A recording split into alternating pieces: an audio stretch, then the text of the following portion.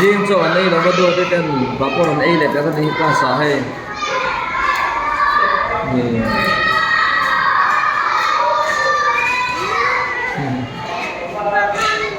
mùi nó sánh đấy cái làm gì rồi này em rồi em phục phục mấy rồi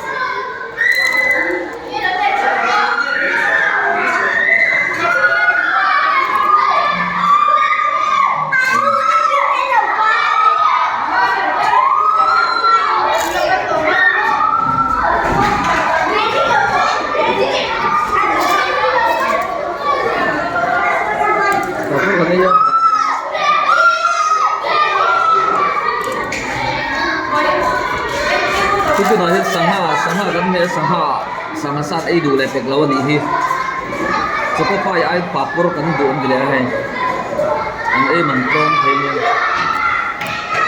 bye bye te bye bye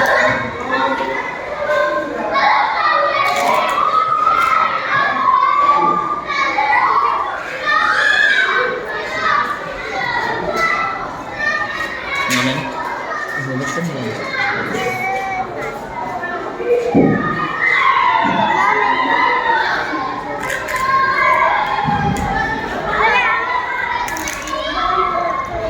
No?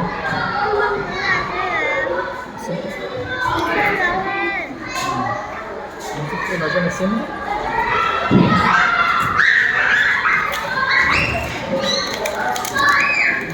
Room. Saya kan contoh nonton game kan ini.